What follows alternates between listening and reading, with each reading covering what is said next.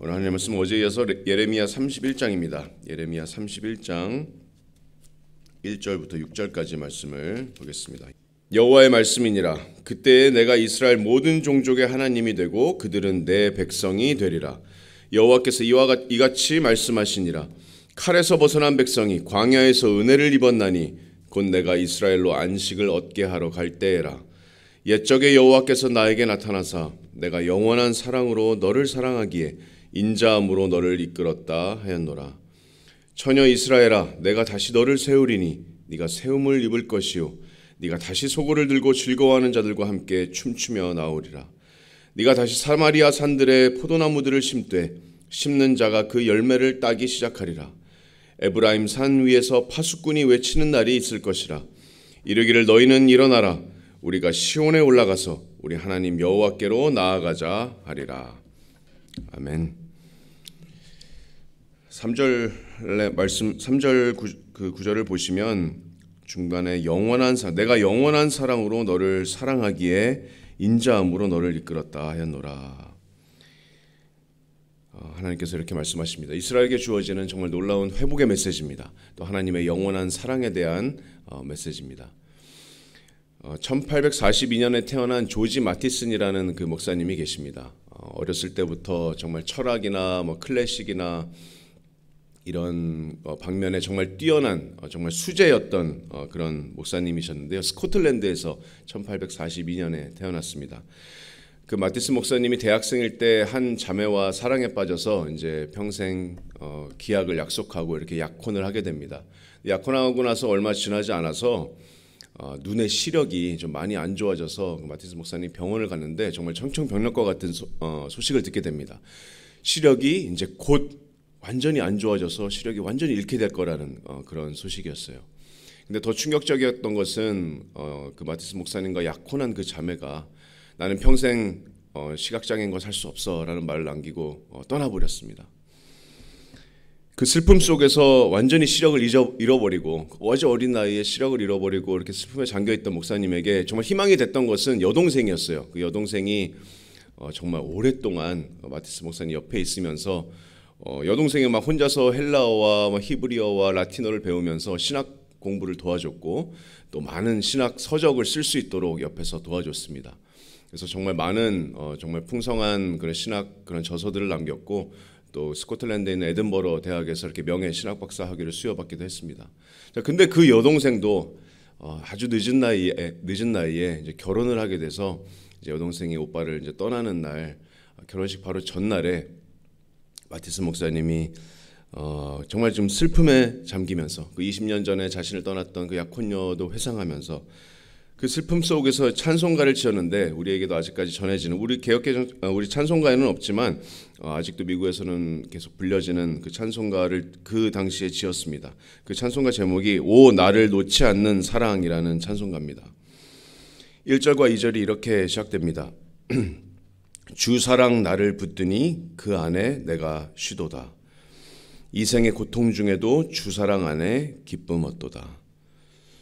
주 내게 주신 생명을 내 다시 주께 드리니 주여 부욕해 하소서.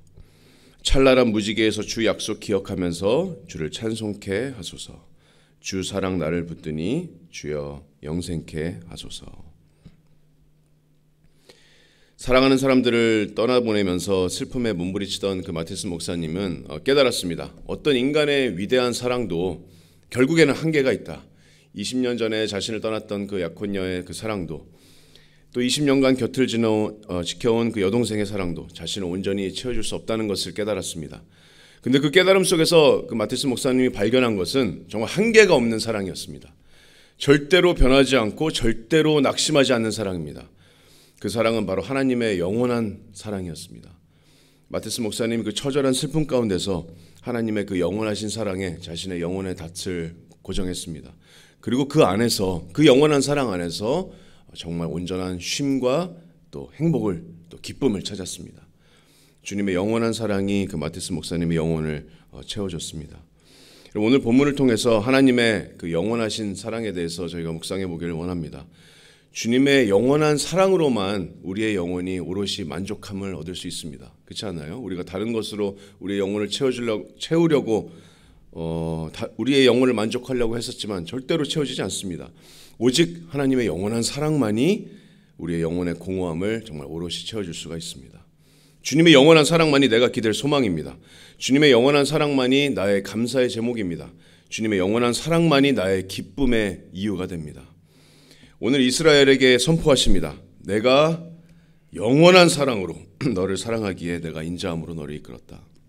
하나님의 영원한 사랑의 선포와 또 회복의 메시지를 통해서 우리가 소망과 감사와 기쁨을 찾는 시간이 되기를 바랍니다. 자, 먼저 영원한 사랑 안에서의 소망입니다. 1절 말씀을 보시겠습니다. 여호와의 말씀이니라. 그때에 내가 이스라엘 모든 종족의 하나님이 되고 그들은 내 백성이 되리라. 그때에 내가 이스라엘 모든 종족의 하나님이 되겠다. 여기서 그때가 가리키는 때는 바로 전구절입니다. 바로 전구절에서 찾아볼 수 있는데 30장 마지막 구절 24절의 말씀을 보시면요. 여호와의 진노는 그의 마음에 뜻한 바를 행하여 이루기까지는 돌이키지 아니하나니 너희가 끝날에 그것을 깨달으리라. 자, 패역한 이스라엘 백성을 향한 하나님의 징계, 하나님의 심판은 하나님의 응당한 뜻입니다. 그 뜻이 이루어지기까지 그들은 하나님의 심판 가운데 있을 것이고 그 끝날에 그 심판이 끝날 때 패역한 백성들은 하나님의 공의하심을 깨닫게 될 겁니다. 너희가 끝날에 그것을 깨달으리라. 자, 하지만 1절 말씀에 오늘 본문 1절 말씀에 하지만 그때에 내가 이스라엘 모든 종족의 하나님이 되고 그들은 내 백성이 되리라. 놀라운 소망의 말씀입니다. 자, 이 회복의 말씀은 단순히 이제 바벨론으로 끌려간 남유다에게만 적용되는 메시지가 아닙니다. 왜냐하면 하나님께서는 내가 이스라엘 모든 종족의 하나님이 되겠다. 또 그들은 내 백성이 되리라. 이렇게 말씀하셨기 때문입니다. 이미 100년 전에 아수르에게 멸망한 북이스라엘 10지파까지 모든 이스라엘 종족의 하나님이 되고 그들은 내 백성이 되리라. 놀라운 회복의 메시지입니다. 이 약속이 마지막 날에 정말 끝날에 이스라엘이 완전히 회복되는 그 천년왕국의 메시아의 왕국에서 회복되게 되고 성취되게 될 겁니다. 자신의 백성들과 맺으신 그 언약을 끝까지 지키실 하나님의 약속입니다. 여러분, 포로 생활을 하는 그 남유다의 백성들이 정말 붙들어야 될 소망의 말씀이 있었다면 정말 이 말씀입니다. 그 소망의 말씀을 하나님께서 선포하셨습니다. 내가 이스라엘 모든 종족의 하나님이 되고 그때에 내가 그들의 백성이 되리라. 잘 보시면 여기에 소망의 주체가 바로 하나님이십니다. 내가 이스라엘 모든 종족의 하나님이 되겠고 그들은 내 백성이 되리라. 하나님의 영원한 사랑만이 이스라엘 백성의 소망이 됩니다. 여러분, 저와 여러분에게도 마찬가지입니다. 우리의 고단한 삶이나 거친 세상 속에서 우리가 기댈 수 있는 것은 하나님의 영원한 사랑 안에서 가지는 우리의 소망입니다. 우리가 바라볼 소망은 하나님의 영원한 사랑이 먼저 나를 사랑하셔서 나를 자기 자신의 소유로 만드셨다는 그런 사실입니다. 하나님께서 우리 하나님이 되고 우리는 하나님의 백성이 된 것, 이것이 우리가 하나님의 영원한 사랑 안에서 가질 수 있는 소망입니다. 그것이 시편 100편 3절 말씀입니다. 여호와가 우리 하나님이신 줄을 너희는 알지어다. 그 천지를 만드신 여호와가 우리 하나님이신 줄을 너희는 알지어다. 그는 우리를 지으시니요 우리는 그의 것이니 그의 백성이요 그의 기르시는 양이로다. 여러분, 전능하신 하나님이 나의 하나님이 되고 또 내가 그의 백성이 되고 내가 그 하나님의 기르시는 양 된다는 그 사실은 또 그 놀라운 열망은 한 영혼이 가질 수 있는 가장 최고의 열망입니다. 이 진리보다 우리를 안식하게 하고 또 소망을 주는 그런 진리는 우리가 이 세상에서 찾을 수가 없습니다. 하나님께서 직접 우리의 소망의 성취가 되어 주셨습니다. 그리고 또 우리에게 미래의 소망의 말씀을 약속해 주셨습니다. 우리가 지금 요한계시록 공부하고 있지만 요한계시록 21장 1절 말씀에 그 마지막 날에 그때에 새하늘과 새 땅이 우리에게 내려올 때 하늘과 처음 땅이 없어졌고 바다도 있지 않더라. 요한계시록 21장 3절 말씀에 하나님의 장막이 사람들과 함께 있음에 하나님이 그들과 함께 계시리니 그들은 하나님의 백성이 되고 하나님은 친히 그들과 함께 계셔서 모든 눈물을 그 눈에서 닦아주시겠다. 나의 하나님이 나의 모든 눈물을 닦아주실 그날이 올 겁니다. 이보다 더 큰 소망 여러분 이 세상에서 찾을 수 없습니다. 여러분, 하나님의 영원한 사랑 안에서 우리가 소망을 갖기를 원합니다. 자, 두 번째로 하나님의 영원하신 사랑 안에서 우리가 감사할 수 있습니다. 2절과 3절 말씀인데요. 자, 하나님의 영원하신 사랑은 우리가 미래에 바라볼 소망도 되지만 현재의 감사와 찬양의 제목도 됩니다. 하나님께서 백성들에게 기억하게 하십니다. 2절 말씀을 보시면요. 2절에 여호와께서 이같이 말씀하시니라. 칼에서 벗어난 백성이 광야에서 은혜를 입었나니 곧 내가 이스라엘로 안식을 얻게 하러 갈 때라. 자, 칼에서 벗어난 백성이 광야에서 은혜를 입었습니다. 이스라엘 조상들이 하나님께서 압제와 고통에서 구원해 주셨습니다. 그리고 광야로 인도하셨는데 그 광야 자체가 은혜였습니다. 하나님의 사랑과 하나님의 은혜와 하나님의 공급하심을 경험하는 장소가 바로 광야였습니다. 그 3절을 보시면 옛적에 여호와께서 나타나셔서 내가 영원한 사랑으로 사랑하기에 인자함으로 너를 이끌었다 하였노라. 내가 영원한 사랑으로 사랑하기에 한낱 창조물들을 향한 거룩하신 하나님의 사랑의 언어입니다. 내가 영원하신 사랑으로 사랑하기에 인자함으로 너를 이끌었다. 하나님께서 정말 거룩하신 하나님의 그 사랑의 언어를 선지자를 통해서 여러 곳에서 말씀하셨는데요. 이스라엘을 향한 하나님의 놀라운 사랑의 언어가 정말 많은 곳에서 기록이 됐습니다. 호세아, 여러분 잘 아시는 호세아 말씀에서도 호세아 11장 3절에 하나님께서 내가 에브라임에게 걸음을 가르쳤고 내 팔로 안았다 이렇게 말씀하십니다. 또 예레미야 2장 2절에 보시면 내가 너를 위하여 네가 청년의 때의 인애와 내 신혼 때의 사랑을 내가 기억한다. 하나님의 백성 이스라엘을 향한 그 하나님의 사랑이 여전히 신혼 때의 사랑과도 같다. 내가 그것을 기억한다. 내가 너에게 걸음을 가르쳤다. 내 팔로 너를 안았다. 내가 영원한 사랑으로 너를 사랑했다. 거룩하신 하나님의 사랑의 언어입니다. 영원하신 하나님의 사랑입니다. 여러분 영원하다는 것, 내가 영원한 사랑으로 너를 사랑했다라고 말씀하셨는데 영원하다는 것은 여러분 변하지 않는다는 겁니다. 이스라엘 백성을 향한 하나님의 택하시고 그 작정하신 그 영원한 사랑은 변한 적이 없습니다. 처음과 끝이 없습니다. 영원한 사랑이에요. 이스라엘이 불순종하면 그 사랑이 식었다가 순종 열심히 하면 다시 사랑이 불타오르는 그런 변덕스러운 사랑이 아닙니다. 한 번 사랑은 변하지 않는 사랑입니다. 처음과 끝이 없는 하나님께서 작정하신 영원한 사랑입니다. 내가 영원한 사랑으로 너를 사랑하기에 하나님만이 하실 수 있는 그런 사랑이 바로 영원한 사랑입니다. 이스라엘의 모든 패역보다 더 크고 그 모든 과오들을 덮으시는 사랑이 바로 하나님의 영원한 사랑입니다.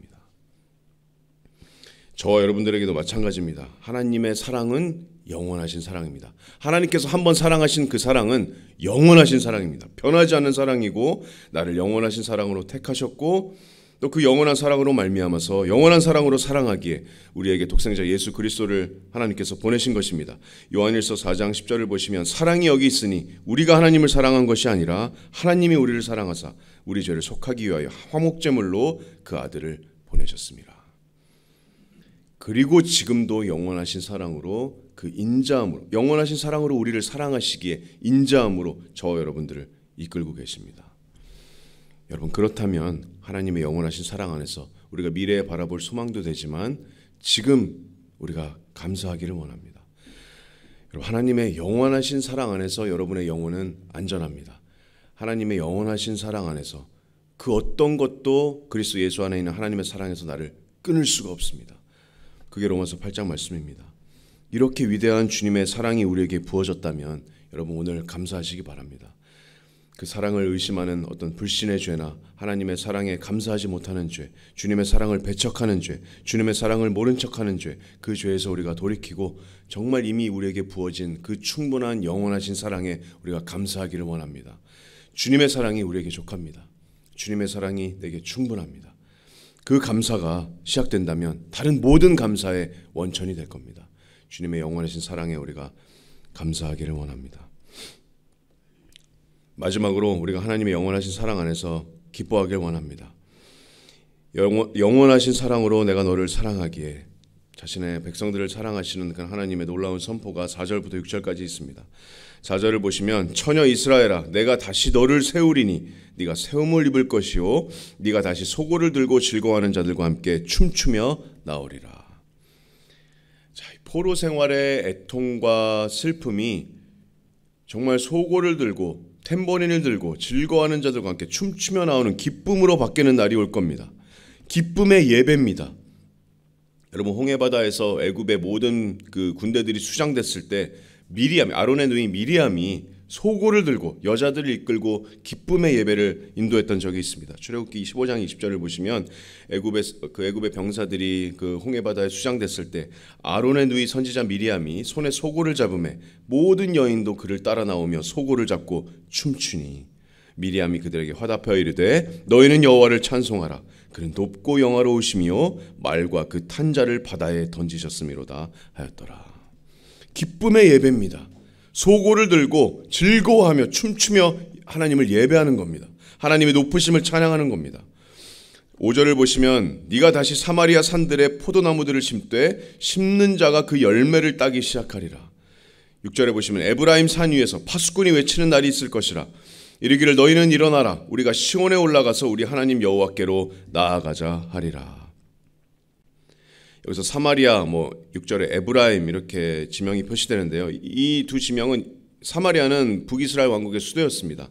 또 에브라임은 북이스라엘 10지파 중에서 가장 강력한 중심 지파가 에브라임 지파였습니다. 하지만 여러분, 북이스라엘은 이미 100년 전에 아수르에게 완전히 멸망했어요. 기원전 722년에 이미 멸망했습니다. 이 당시에 존재하지도 않는 왕국이었습니다. 남유다는 지금 그래도 완전히 멸망하진 않았지만 북이스라엘은 존재하지도 않는 국가였어요. 하지만 하나님께서는 그 북이스라엘의 회복을 선포하십니다. 하나님의 회복의 메시지는 그래서 정말 광범위한 메시지입니다. 더 큰 회복이에요. 메시아 나라에서 하나님의 날에 천년왕국에서는 분열된 두 왕국 모두가 하나로 이스라엘 왕국의 하나님이 되고 그들이 하나님의 백성이 될 겁니다. 모두 하나로 회복되게 될 겁니다. 5절 말씀처럼 사마리아 산들의 포도나무들을 심고 열매를 막 따기 시작할 겁니다. 여러분, 레위기 율법에 따르면 3년간 포도 열매를 딸 수 없어요. 그리고 4년째 나오는 과실은 거룩하기 때문에 하나님께 바쳐야 됩니다. 그리고 5년째 포도나무 열매를 그때야 먹을 수 있는데 전쟁과 환란 중에는 절대로 거칠 수 없는 과정입니다. 그래서 하나님께서 그 열매를 포도나무에 심되 열매를 따기 시작하리라는 말씀은 나중에 회복될 그 이스라엘에는 평화와 안식이 있음을 예고하시는 그런 말씀입니다. 또 6절에 에브라임 산 위에서 외치는 파수꾼은 대적들의 어떤 침략을 이렇게 주야로 정찰하고 있지 않을 겁니다. 시온에 올라가서 예배를 드리자 선포하게 될 겁니다. 여로보암 때 금지시켰던 그 예루살렘 성전의 예배가 북이스라엘에게 회복되게 될 겁니다. 기쁨의 예배입니다. 기쁨의 예배가 여러분, 하나님의 영원하신 사랑에 대한 합당한 백성들의 반응이 됩니다. 놀라운 것은 4절부터 6절에 그 기쁨의 예배를 회복시키는 그 주체도 여전히 하나님이십니다. 하나님께서 4절을 보시면 내가 다시 너를 세우리라. 네가 세움을 입을 것이라. 하나님께서 세우실 겁니다. 하나님께서 다시 이스라엘을 세우시고 하나님께서 이스라엘에게 평화를 주시고 하나님께서 이스라엘에게 기쁨의 예배를 주시게 될 겁니다. 그렇다면 여러분, 영원한 사랑 안에서 우리는 기뻐할 수 있습니다. 우리의 모든 예배가 여러분 기쁨입니다. 영원하신 사랑을 하나님께서 우리에게 주셨으니 우리가 감사함으로 또 이제는 기쁨으로 예배하고 모든 것을 기쁨으로 할 수 있습니다. 기쁨으로 전도하고 기쁨으로 섬기고 기쁨으로 서로 사랑할 수 있습니다. 나의 모든 동기가 영원하신 사랑 안에서의 기쁨입니다. 여러분, 아직 기뻐할 일이 없다고 이렇게 생각되시는 분들이 있다면 아직 하나님의 영원하신 사랑을 제대로 이해하시지 못하고 계십니다. 정말 하나님의 영원하신 그 사랑의 깊이와 너비와 높이를 정말 충만하게 우리가 깨달을 수 있도록 하나님께 구하시기 바랍니다. 주님의 그 영원하신 사랑, 변하지 않는 그 영원하신 사랑 안에서 우리는 기뻐할 수 있습니다. 그 기쁨의 예배가 매일매일 우리가 예배로 드려지는 그 기쁨의 예배가 우리의 삶에서 회복되기를 원합니다. 오늘 말씀을 통해서 여러분, 주님의 영원하신 사랑에 대해서 묵상했습니다. 이스라엘 백성에게 선포된 메시지입니다. 내가 영원한 사랑으로 너희를 사랑하기에 내가 인자함으로 너희를 이끌었다. 우리가 오직 의지할 수 있는 사랑이 바로 하나님의 영원하신 사랑입니다. 마티스 목사님이 그 슬픔 가운데서 바라봤던 그 사랑이 바로 하나님의 영원하신 사랑이었습니다. 한계가 없는 사랑입니다. 변하지 않는 사랑입니다. 그 사랑 안에서 우리는 소망이 있고 그 사랑 안에서 우리에게는 감사가 있고 또 그 사랑 안에서 우리에게는 기쁨이 있습니다. 여러분, 그 사랑은, 그 영원하신 사랑은 오직 하나님만이 하실 수 있는 사랑입니다. 절대로 변하지 않는 거룩하신 하나님의 사랑입니다. 택하신 백성을 향한 그 영원하신 사랑, 여러분 이해되시나요? 이해되지 않습니다. 어떻게 전능하신 하나님께서 나를 이처럼 사랑하실 수 있는지 이해할 수 없습니다. 요한일서 4장 19절 말씀처럼 그가 먼저 우리를 사랑하셨습니다. 하나님께서 먼저 우리를 사랑하셨습니다.